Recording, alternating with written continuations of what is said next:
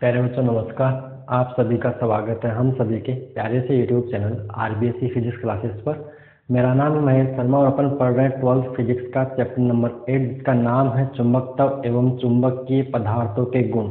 और इसमें अपन आज पढ़ने वाले हैं लोह चुंबकीय पदार्थ। इससे पिछले 2 लेक्चर्स के अंदर अपन पढ़ रहे हैं चुंबकीय पदार्थों का वर्गीकरण, जिसमें अपने एक पढ़ लिया पहला प्रतिचुंबकीय पदार्थ, दूसरा अपने पढ़ लिया अनुचुंबकीय पदार्थ और आज तीसरा है लोह चुंबकीय पदार्थ फेरोमैग्नेटिक मटेरियल।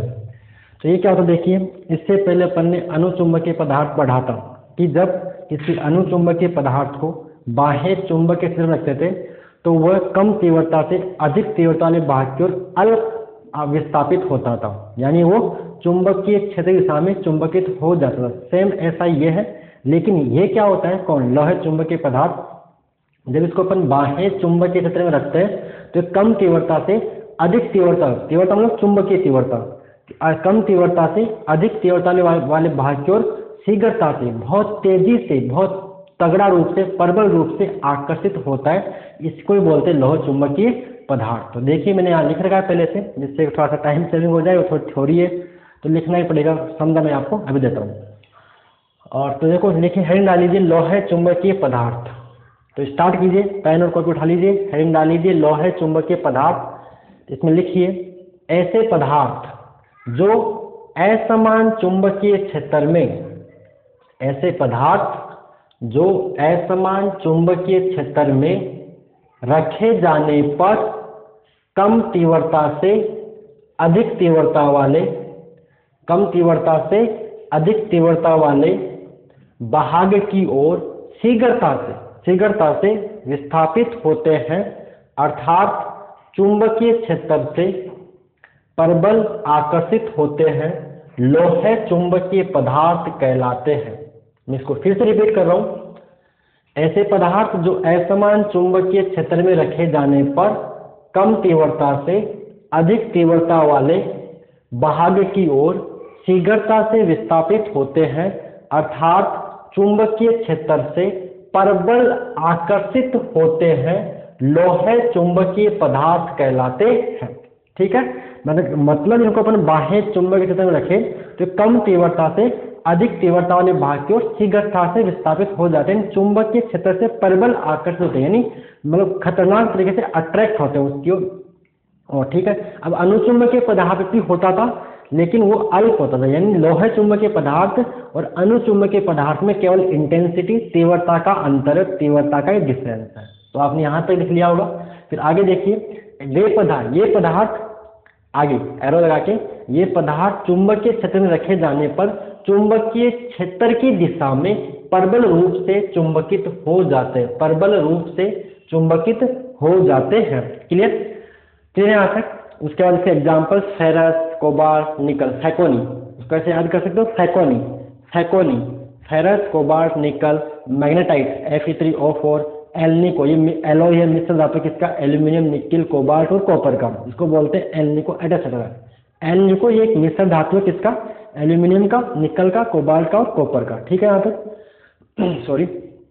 ठीक है, अब देखिए आगे, लोह चुंबकत्व और अनुचुंबकत्व में केवल किसका डिफरेंस है, तीव्रता का ही अंतर होता है। आगे लोह चुंबकीय पदार्थ, देखो लोह चुंबकीय पदार्थ में क्या होता है, प्रत्येक परमाणु, हर एक एटम, प्रत्येक परमाणु एक चुंबक होता है और इनमें ऐसे असंख्य परमाणुओं के समूह होते हैं, इन्हें बोलते हैं डोमेन। क्या बोलते हैं, लोह चुंबकीय पदार्थ में हर एक परमाणु चुंबक है, हर एक परमाणु क्या है, चुंबक।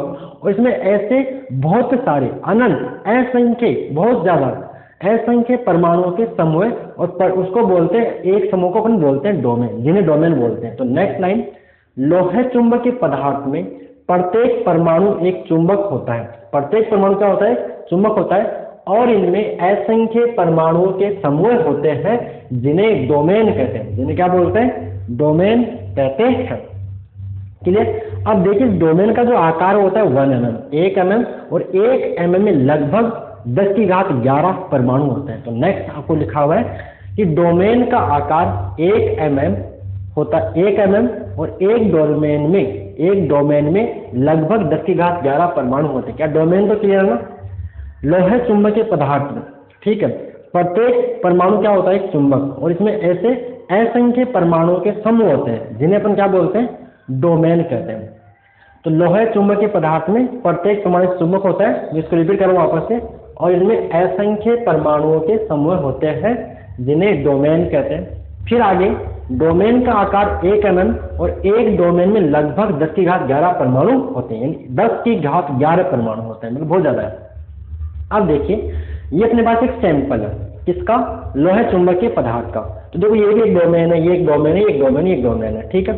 अभी जब लोहे चुंबकीय पदार्थ को अपन ने किसी बाह्य चुंबकीय क्षेत्र में नहीं रख रखा है, यानी बाह्य चुंबकीय क्षेत्र उपस्थित नहीं है, जो ये लिखा है देखो बी एक्सटर्नल 0, तो होता क्या इसमें, ये जो इसके डोमेन है वो एक दूसरे के चुंबकीय यानी अनियमित, ये जो डोमेन है अनियमित रूप से व्यवस्थित होते हैं, इरेगुलर शेप में, इरेगुलर मैनर, अनियमित रूप से व्यवस्थित होते हैं, जिससे क्या होता है, इनका परिणामी चुंबकीय आघूर्ण 0 होता है, मतलब ये वाला केस।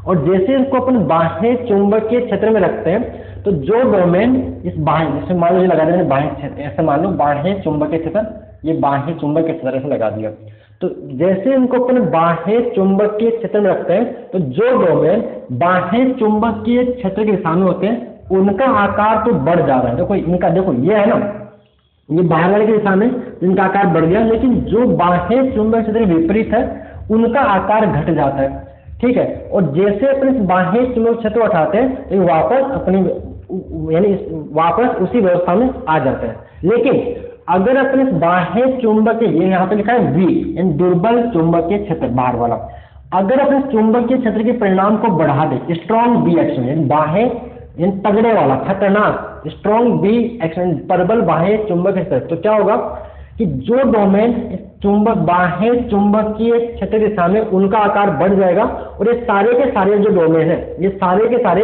इस बाह्य चुंबकीय क्षेत्र की दिशा में संरेखित हो जाएंगे और इसमें चुंबकीय आघूर्ण उत्पन्न हो जाएगा। तो ऐसा यहाँ पे तीनों लाइन, इन तीनों बातों को मैंने नीचे लिख रखा है। तो देखिए लोहे चुंबक, क्लियर यहाँ तक, ये समझ आ गया। और देखिए और सुनिए एक बार, आपको क्लियर हो जाएगा। लोहे चुंबकीय पदार्थ में डोमेन बाह्य, ये वाली बात बोल रहा हूँ, लोहे चुंबकीय पदार्थ में डोमेन बाह्य चुंबकीय, आप बना के फिर सुनो आगे, ये बना लीजिए एक बार, उसके बाद सुनिए, बहुत क्लियर बना लो एक बार। अब आगे देखिए, लोहे चुंबकीय पदार्थ में डोमेन बाह्य चुंबकीय क्षेत्र की अनुपस्थिति में, बाह्य चुंबकीय क्षेत्र की अनुपस्थिति में अनियमित रूप से व्यवस्थित होते हैं, जिससे इनका प्रत्येक दिशा में परिणामी चुंबकीय आघूर्ण शून्य होता है। इस वाले केस में जब बाह्य चुंबकीय नहीं है तो अनियमित रूप से व्यवस्थित होते हैं, जिनका इनके प्रत्येक दिशा में, से मान लो ये ऊपर जा रहा है तो ये नीचे, तो इनका इस सम कितना होगा 0, इधर भी 0, बट इस वाले को इसने कैंसिल कर दिया, यूं बोल दीजिए, इस वाले को इसने कैंसिल कर दिया, या देखिए ये इधर है और ये कहाँ इधर, यानी प्रत्येक दिशा में इनका चुंबकीय आघूर्ण क्या रहेगा, 0 होता है, शून्य होता है, ये लिखा है। क्लियर है नहीं, क्लियर है ये वाली। लोहे चुंबकीय पदार्थ में डोमेन बाह्य चुंबकीय क्षेत्र की अनुपस्थिति में अनियमित रूप से व्यवस्थित होते हैं, जिससे इनका प्रत्येक दिशा में परिणामी चुंबकीय आघूर्ण शून्य होता है। ये लाइन इसके लिए क्लियर। अब इसको हम क्या कर रहे हैं, बाह्य चुंबकीय क्षेत्र में रख रहे हैं, उठा के रख दिया, मतलब किसी परिणालिका में, बाह्य चुंबकीय में किसी परिणालिका के अंदर रख दिया, ऐसे जो मतलब बाह्य चुंबकीय क्षेत्र में रख दिया।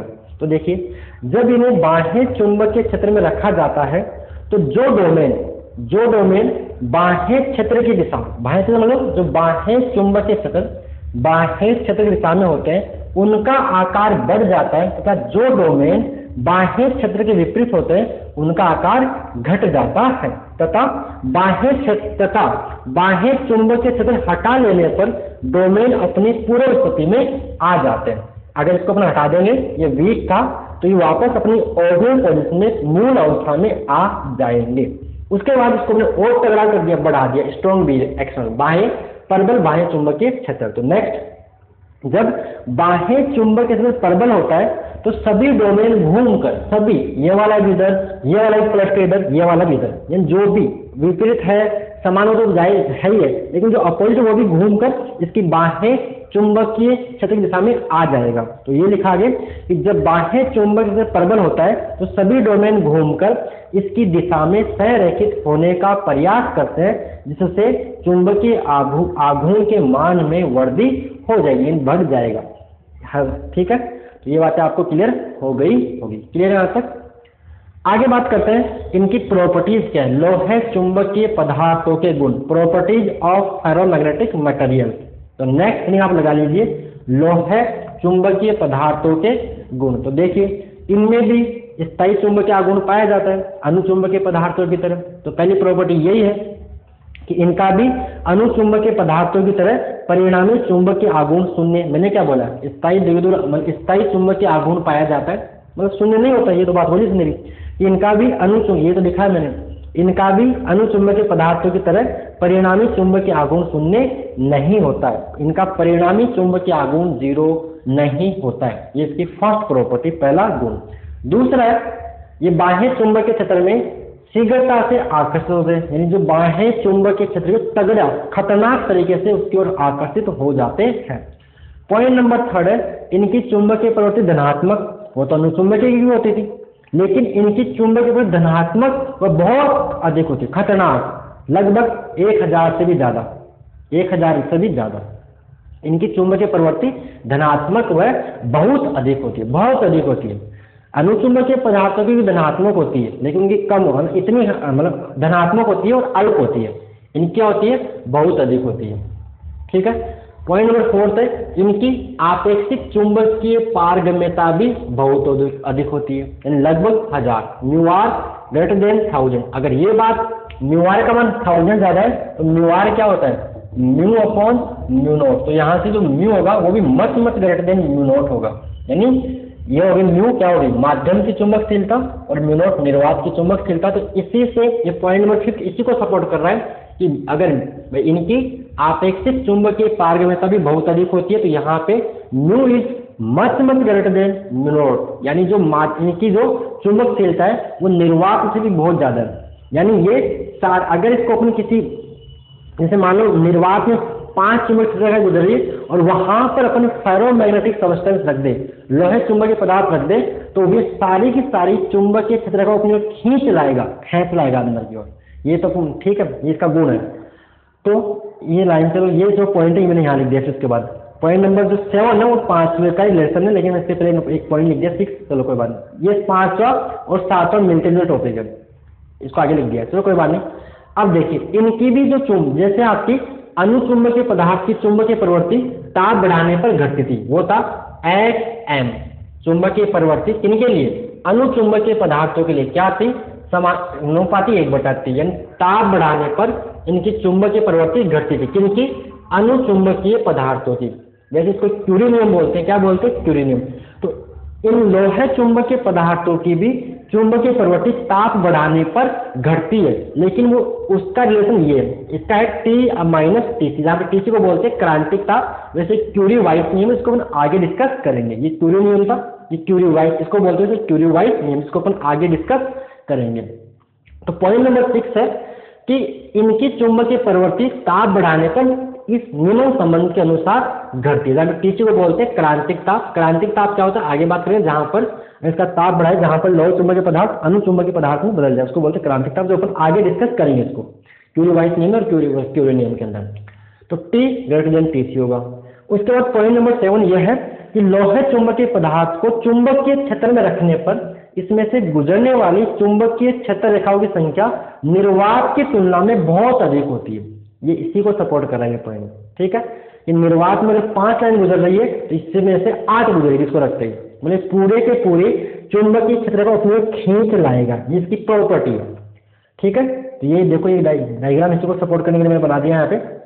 ये लोहे चुंबकीय पदार्थ को चुंबकीय क्षेत्र में रखने पर इसमें से गुजरने वाली चुंबकीय क्षेत्र रेखाओं की संख्या निर्वात की तुलना में बहुत अधिक होती है। तो आप इसको पॉज करके नोट करते जाइएगा, या पॉज करके एक बार नोट कर लीजिएगा, मैं जैसे आपको बोल दूं। उसके बाद पॉइंट नंबर 8 है, ये चेतले प्रभाव प्रदर्शित करते हैं। जो आपका BH वक्र है वो इन्हीं के लिए होता है, जो अपन आगे पढ़ने वाले, ये उसी को बोलते हैं चेतले प्रभाव। ये चेतले प्रभाव प्रदर्शित करते हैं।